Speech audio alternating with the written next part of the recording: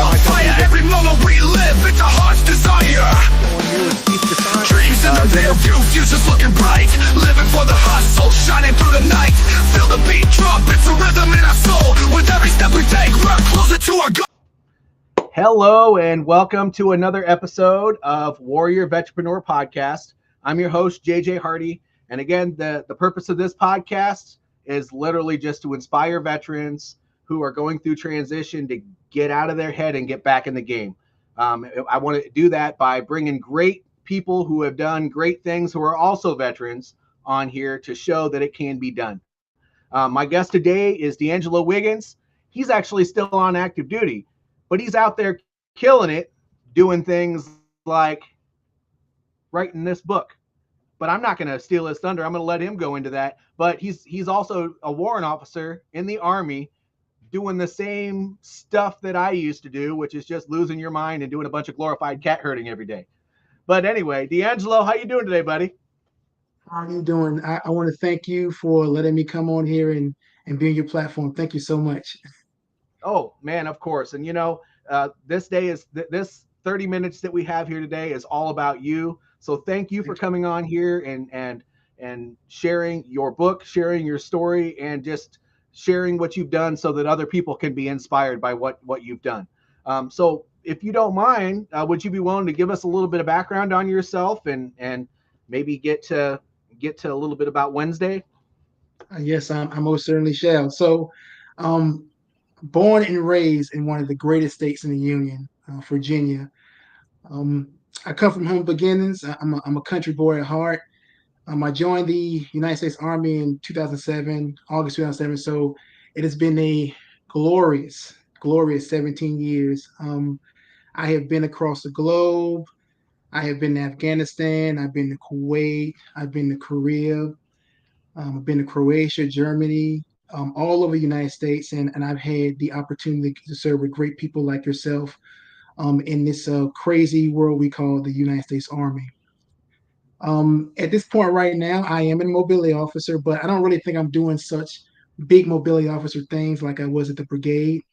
Up here at Army Sustainment Command, I am dealing with funding and dealing with, doctrine and just kind of interpreting it and working with the civilian sector. So that's why you see me in my nice little clean get up today, because we had business casual. So I'm going to take advantage of that every Friday because that's just the guy I am. So, but I'm married with 3 boys. 2 of my boys are autistic nonverbal. That's Cameron and Levi. And my youngest, he's neurotypical. He talks. He's fine. So as you can imagine, my house is full of all sorts of energy and noises and fun. But my wife, Christina, and I, we make it work. So it has been me and Christina have been married for 14 years. I hope I got it right because she might go inside my head. 14 years, and our anniversary is coming up in a couple of months in October. So it's been a great experience being able to, like I say, serve alongside people like yourself, as well as perform this job, being a glorified carrot herder, as you so emphatically put it. So yeah. Well, I did it at the brigade level at 2 different brigades, and then the Army decided that it was my time to move on, and so I did. But that's at the brigade level. That's basically all it is. You kind of have to know everyone's equipment and what they need for their mission almost just as well as they do, just so that when they push it, you're not screwing things up. But once it gets past that, I was at a sustainment command before when I was a sergeant first class. So I got a little bit of experience with that too. Yeah. I worked right alongside my fellow mobility warrants over there before. That was what I did right before I went to walks. So, but enough of that. I read a little bit of it so far, but it's not hard to read. It's actually a really, really good book so far.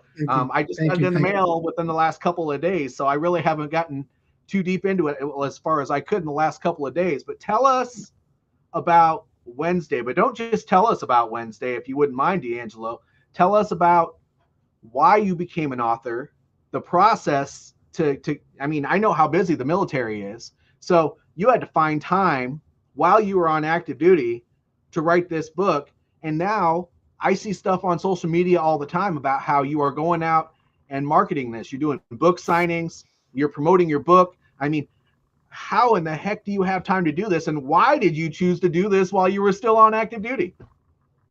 Well, time, I tell you right now, I'm still trying to find time to mitigate it and get all the business marketing pieces in there. It is, I didn't realize that was going to be such, so robust. I did not, I did take it for granted. But I'll ask you your first question first. What started me to want to be an author was I just wanted to tell a story. I always had these.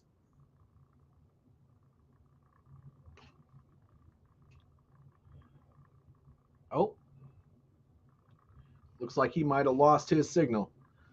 So while we're waiting for De'Angelo to come back, what I'll go ahead and do is I'm just going to read a little bit about his book just by going off the back of it here. So his book is called Wednesday. It's you know what? He's back. So I'll go ahead and let him get back going with it. You lost signal for a second, buddy. So Oh my we goodness. didn't really get too far into it yet. You were talking about why you became an author. Okay, yeah. So why I became an author? Like I said, it was really just me wanting to tell a story. I love movies, I love film, I love reading, and that was I thought this might be an opportunity for me to kind of tell my stories and kind of pull individuals in because one thing I've learned about books is books will transcend time. Animal Farm is one of my favorite books. And I read Animal Farm and I think it was about fourth or fifth grade. And I could still read that book and get the same feeling. So I wanted to share that kind of experience with my readers. And Wednesday is a romantic suspense. It's set in Colorado Springs, which Colorado Springs is very, very near and dear to my heart because that was my first duty station. Definitely a major, major culture shock. And I could talk on hours about that, but Colorado Springs was very, very near and dear to my heart. It's where I met my wife. It's where I did my first deployment. So, it has a lot of good energies and good vibes. And so I said, if I'm going to do my first book, why not do my first duty station and try to capture the feelings that I had when I was there. And that's where Wednesday came about. Now, you're getting the good juicy stuff behind the scenes. So I'm gonna give you all the good juicy stuff while we got time. So the book wasn't originally titled Wednesday. It was Okay. originally titled Thursday. But Okay. me not doing my research, I thought that if I titled it Thursday, I could head go into copyright, issues. But after doing my homework, I found out that wasn't the case. so I said, but I had already made the changes for Wednesday. So it actually worked out because my wife, we and her had a lot of conversation about it. She said, "Hey, if you want to go Wednesday or Thursday, whatever one works, you can drive the story off of it." So we went Wednesday. The other piece that a lot of people don't know is originally supposed to be one book. It's supposed to be one book, and what we ended up doing, we split it up because my wife had a good idea, which I didn't want to give her credit at the time, but I got to give her credit now.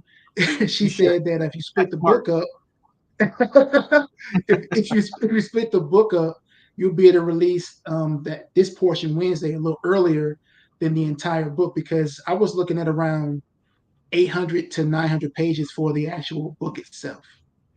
So this was actually a happy median, and I still kind of came in around the 300 page mark. It would have been more, but I cut out a lot of stuff to get it out there to the audience. So it's just been a wild, wild ride. Me and her kind of going back and spitballing ideas. Obviously, I had the idea in my head to put it on paper, but there were some things that, in hindsight, because they say hindsight is 2020.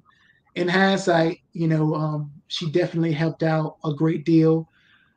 As well as the other individuals I mentioned in my book, Billy Tyson, Latia, Chair Parks. I mean, everybody, a lot of individuals. Keith Weiss, they came together whenever I needed them to ask them questions, and and they were there to be my readers, and they really were supportive. So it's been a crazy ride, but as you can see, we are here. And And here. just for everyone else is listening right now, I am working on the second part, and I'm gonna go ahead and give it out to everybody. It's gonna be titled Thursday because I didn't get a chance to call the first one Thursday, so so now I can do Seems that. appropriate. Seems appropriate. Mhm. So obviously you've had to do this while. So you said that was your first duty station, and you've been Yes, in 17 years. So you just yes, this just came out in what, the last 6 months? yes, yeah. So December 24th. December 24th. Okay, so I wasn't too Mhm, far off, but mhm. that means that either A, you decided to do this recently and then you just put it out there, or you've been working on it this entire time. So, did it take you all those years to write this book, or when did you decide I need to start writing this? Look, I'm gonna give you all the juicy details. So I started writing it in Colorado Springs. But the rough draft, if I may be so blunt and bold, was abysmal. It was not. It is not the book you see today. There were a lot of things that were missing. It was a lot of me going back and forth, changing things. And so, I think when I was in North Carolina for Fort Bragg now, that's when I actually said, you know what, I'm going to take this seriously. I'm going to actually write the book. And I made a Facebook post about it. And what ended up happening was people like, oh yeah, yeah, read the book. And I was like, oh man, I'm gonna dug myself into a hole here. So, Now you have but to do it. I wrote the yeah, now I have to do it. Yeah. So I wrote the book, and it ended up just being, a very tumultuous and great experience. Now, I'm gonna say this to anyone who's listening and anyone who's thinking about being an author. This is not for the faint of heart. It's not for the faint of heart. In a lot of ways, believe it or not, it's just like, being a mobility officer. You have to get all this data, all this information, get all these individuals to kind of, to give you the information, and then you got to put together a product that reflects that information and analysis you've conducted. And I'm never gonna sit here and say this was a sole operation. It was a culmination of so many individuals that lended their ears, lended their eyes, and some of their thoughts about how the book should go. And I would be remiss if I did not thank all the people who were involved and all the people who are still supporting me in this endeavor. But like I said, it is a definitely been a lot of time staying up to 3 in the morning, working, doing it during lunch while after I've done a report or done a product brief, or staying back late to work just so I can have some alone time to kind of just, you know, chat, type out, my thoughts in. And it's not something that can really be put into words, so to speak, because sometimes it's like an energy. Like, one day I might only crack out, I would crack out a half a page, and the next day I'll do five. The next day I'll do 10. The day after that, I will only maybe do like a couple of words. So it became a body of its own, and I want that to be the case with all my books. I don't want to feel like I have to write them. I want to feel like that positive energy to put out a great body of work for others to share and enjoy with me. So yes. Well, speaking of that, you called it a journey. What were some of the things that you didn't like, and what were some of your favorite things about writing a book? Well, there's a lot more things I didn't like. No, Well, no, seriously, all jokes aside, there's always good and bad, brother. I mean, that's just kind of the way everything goes. I know. No, one of the things that I'm gonna start with the good first. One of the things that I loved about it was that it allowed me the opportunity to really put forth my thoughts and actually look at an end goal. Like what was really deterring me at one point in time was work. It was work. I just didn't have enough time to do work, be with the family, and do this passion that I have. And once I kind of just looked at it and said, hey, you need to stick it all the way through, you need to finish it up. And I put like an end goal to it. that's when it really started becoming a little fun because, I would write these scenes in the book and I say, okay, after this scene, I can do this scene. So it kind of came a little journey, fun journey, so to speak, as me getting to my end, my objective, my goal. The bad part, the bad part. This title, this book cover you see right now, is the fourth book cover. There was one I had I put on social media that everyone liked, and I had the individual make it, and then she came back to tell me that the cover wasn't legit and it might have been some copyright issues, so I couldn't use that cover. So I reached out to another individual a couple of times, and we would have conversations, and it would never materialize. And so then I ended up finding the individual do this cover, and he charged me $800. $800 when a cover is typically around 200, 250, 300, maybe 400 on the high end. But the cover was really, really good. I couldn't walk away from it. So he was the only one who really got it right. So I thank him for that. But again, getting that cover was the bane of my existence for a while. And it was so bad that my wife, Christina, she said, when we do the book this time, you don't get the cover until you're completely done with the book. You don't worry about the cover until you're completely done. So I'm gonna go ahead and listen to her and be a good husband. Even Smart though I man. don't want Hey, when you're married a long time, I just had my 19-year anniversary last month. You just learn. Crazy. Oh yeah, you just learn that sometimes you have to compromise. And by the way, you are not the only smart person in that relationship. You gotta lean on the one that probably is thinking about a lot more things than you are, which in our case as men, that's always going to be the wife. Yes. So I have to say, you have some supporters on here. Since we've been on here, I just let you talk, and I put one of them up there. But Bree put up here that you're the best author ever. Bree also put up here that she loves how dedicated you are. Betty says, that's my baby. That's my mom. That's my mom. I figured. Ride or die right there. And then Edwin Soto says, congratulations, bro. Well deserved. Thank you. You've done all this while serving on active duty. And, to me, doing what I'm doing now, I focus a lot more. We had the Sergeant's time training, then we moved on to NCOPD, and then we, as warrant officers, now we have WOPD, and every once in a while we're invited over to the OPD. And so when it comes to leadership, you mentioned that you had difficulty finding time, but you did it. So I would like it if you would share with us, some of the strategies that you came up with to find that time, because guess what? You did it. So that means at some point you just had to dig your heels in, figure it out, and do it. And if you wouldn't mind sharing, what some of those strategies are, or maybe just something that you did that made that a lot easier, if you wouldn't mind sharing that with us. Oh, definitely.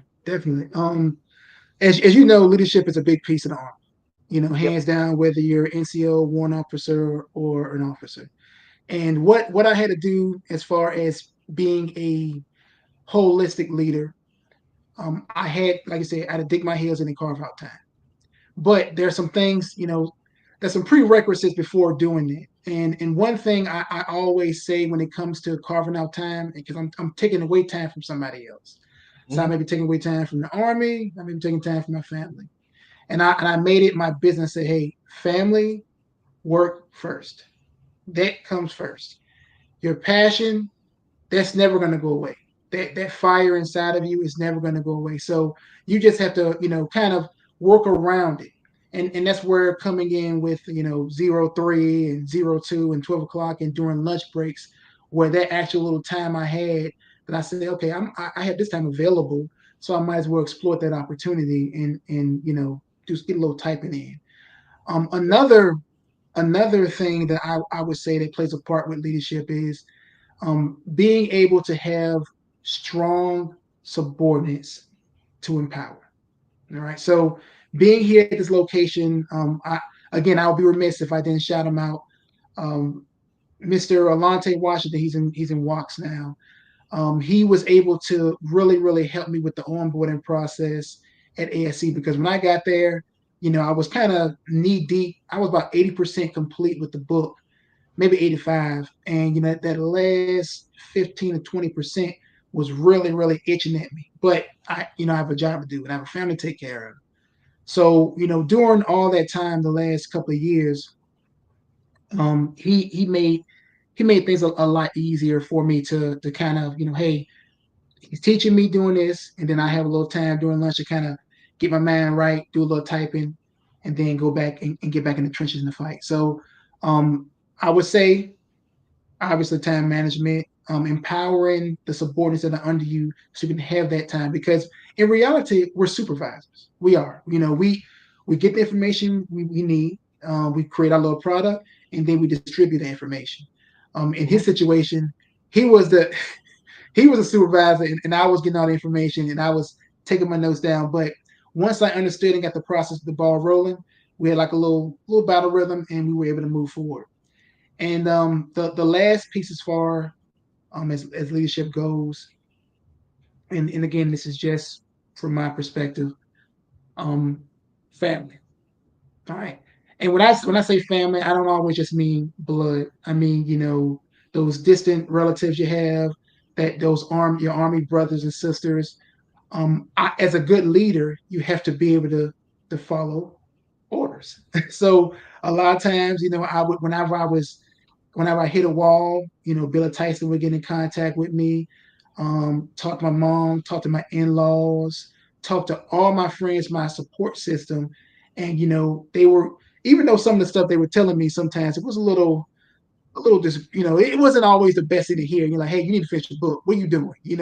And I'm like, I'm trying to finish a book. I got a job, I got a family. And, a lot of times they come back and say excuses, so keep drilling in there. So having that support system and having those other leaders to lean on when you're not, so motivated. Again, it's just a phenomenal thing. You brought up something that I don't want to get too far off topic, because this is really about you, but community. I have found that to be so important. And from a leadership perspective, not just at work.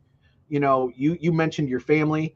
Well, gosh, I mean, you'll learn this as you move your book forward, and of course, well, once it starts gaining popularity, which hopefully that does for you. You never know how that's going to go, but the more people you talk to, the more and the more you get the word out, the more you have to trust and lean on the people that you meet out in the community. And without doing that, it's just like when you're in the military, like you are now. We can't accomplish these missions on our own. I used the term glorified cat herder earlier. And why are we a glorified cat herder? Because we're not the one moving the equipment. We're the one booking the plane, the train, the truck, whatever the case may be. But really what we're doing is we're working with all the people that have the equipment to make sure that we understand how much they're moving, and we are communicating with everybody that needs to be communicated with, the community, to make that happen. A mobility officer is just basically a big head of knowledge with how to get that stuff done. And everybody else is out there really doing the work, except for when we go do things like the community might not know here that's listening, but like tips and scales or any of that other stuff. We're knee deep in the process of supervision and updating the paperwork and all that stuff when that happens. But otherwise, they're the ones who are doing all the work. You are correct. We have to lean on everybody else. So from a leadership perspective, the community, whether you're starting a business, writing a book, doing a job, it doesn't matter. If you feel like you have to be alone in that process, anybody who's listening, if you feel like you have to be alone in that process, if you feel like you got to be the hero of that story, you just don't. You just have to, you have something that you have to make important to others. Otherwise, it's never going to be known by anybody. Yes. Yes. So thank you for sharing that. Preach. I just had to elaborate Preach. on that because that is like the most important thing that I've learned since I've transitioned 6.5 years ago. And I Preach. knew in the military, but my goodness, when you know nothing about the civilian world and you have to go do something there too, uh, Hey, look, so that's another thing, not to delve into the ASC and promote ASC and Rock Island, but that's another reason why I wanted to come up here so I can kind of get that, get my baby steps in and see how they dialogue and see how they operate. So, again, it's been truly humbling to come in this area, this nice area, and just have an opportunity to be with family, to focus on, myself, my health, and also see how it operates in the civilian sector. Because, like you said, a mobility officer is just a big brain of knowledge. And now being here, I'm able to actually put that knowledge to use in the civilian sector versus being with colonels and their staff, and sometimes they look at you a little, you're never here, but you're always here for the movement. You always give me a hard time, but here it's a little different atmosphere. So I'm truly humbled to just have an opportunity to even be here to work with the civilian sector. So you brought up a real great point about that. well, thank you for that. But again, this is about you. So if you had during the military time, during the time that you wrote this book, oh, by the way, Bree says he's the hardest working chief in the Army. Hey, you're talking to another chief here. I don't know if I'm okay with that. I'm not in the Army anymore, so I guess he is the new hardest working chief. Okay. No, but if what's something that you could share with the audience here that maybe it's to inspire, maybe it's just the lesson learned through the journey. What's one thing that you would like to share with the audience? So I'm gonna go ahead and put my faith out on the line here, and tell everyone knows me, who really knows me knows I'm a devout Christian. And you have to put your faith in God. All right. Or if you don't believe in that, you put your faith in whatever you believe in, but you need to put your faith in something, because all this, everything that I'm doing right now is based off my faith and prayer and individuals praying for me. So, like you said, community, having a positive community around you is always going to pay dividends. It's always they're gonna uplift you. They're gonna put you, on a pedestal. They're gonna support you whenever you're down. They're gonna be there to speak on your behalf. A negative community, they're gonna bring you down. And so I always tell people, I say, hey, if you want to do anything for me, if you want to do anything for me while I'm on this earth, pray for me. Pray, positive things for me, not negatives. I said, so pray for me. So I think that God deserves his praise, because all this stuff is like divine. That there was never a moment in time where I felt that, hey, if I'm writing this book, I'm not going to get accomplished when I have my community, I have the prayer, and I have just support of God behind me. So I charge people. I say, hey, if you don't believe in anything, like I say, you need to walk by faith. You need to walk by faith. You need to look out and understand that there is a higher power, and I'm living proof of that, because this was all in my head. This was all in my head. It just, and putting it on paper is a lot easier said than done. I cannot stress it enough. I know individuals are going to say, writing a book is simple. I say, no, it is not. You gotta take time. You gotta kind of have an idea what people want to see. You gotta understand how to articulate it. It to me, for sometimes it was like writing an order. And the first thing you say it was an easy book to read. Well, that wasn't the case at first. I had numerous people say, "Look, we know you're educated. We know you like the words, you like to read. You gotta kind of make it a little, give it an equilibrium. Make it where, yes, a person who loves to read can enjoy it, but also a person who's not going to really be reading, let them enjoy it as well." So all to say that this is all based off, my faith and my religion, and I wouldn't be here. I wouldn't be here at all without that. Amen. Love it. Praise him. Yeah. And by the way, I can attest to what he said. I just write a bunch of pocket guides, but I did release what is somewhat my biography. It's coming out soon. As soon as it shows up in the mail, I'm going to start advertising that on my podcast. But I've got a few pieces of work here too. Hey, I see you. That I've done, and I'll tell you what. It may only be 60 to 80 pages per piece of work, but those stress me out more than any class I've had to put together, any briefing I've had to do, any networking event I've had to go to, any job I've ever had. I mean, it's when you have, because it's not about you. You're right. You have to think about what other people want. And I think your wife was smart in saying that 800 pages was too much, because somebody's going to pick that up and say, what is this? The Odyssey? I know. I can't. I gotta sit here and say and be honest, man. I'm telling you, if I can go on for days about how many individuals supported me, helped me, gave me little nuggets here and there. And as a man, sometimes you want to be like, it's I came up with this, but no, I would. That is not the case. I had support from everywhere. And like you said, to emphasize on your piece about the 6 to 8 pages, the hardest part of this book was this part right here. The back of the book was the hardest part. And we spent days chugging it out. She said, oh, this isn't good. I show Billy. He said, nah. Actually, Billy had me out. He actually hit the nail the first time. So I again, kudos to him. But that piece, I understand what you're saying. That short verbiage, those couple of pages, they are the hardest. So yes, I concur with you on that 100%. Yep. So yeah, I appreciate your journey. I appreciate that you've done it while probably doing college, taking care of your family, fulfilling the Army's mission, deploying, training, going other places to help other people with their mission, and doing all of that at the same time. So thank you for doing that. I can't wait to talk to you after your transition, because that's when, if it doesn't do it before then, that's when this book and your next book is really going to explode, because you're going to have the time to dedicate to getting that out into the community.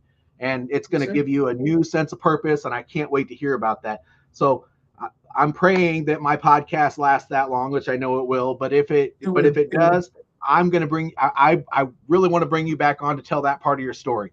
Yeah. And that's all I have for today. For anybody who's watching, make sure that if you want to learn anything about me or watch any of my shows or Victory Leadership Coaching, go down below me. Oh, wait. This way. It's right here. Yeah, right there. Yeah. And scan that QR code. It'll take you to my website. It'll take you. What it is my link tree. So you can go to my YouTube link. You can go to my social media links. You can do anything you want to from there. Learn about me. And if you want to reach out to me, there's a booking link there as well. Thank you for being with me along on this journey. And De'Angelo, thank you for taking time out of your busy day on Civilian Clothes Day, dressed all spiffy, to come over here and be on my show. Stick around. We could talk for a little bit longer if you want to. But otherwise, that concludes another episode of Warrior Vetrepreneur Podcast. Thank you. Thank you, sir.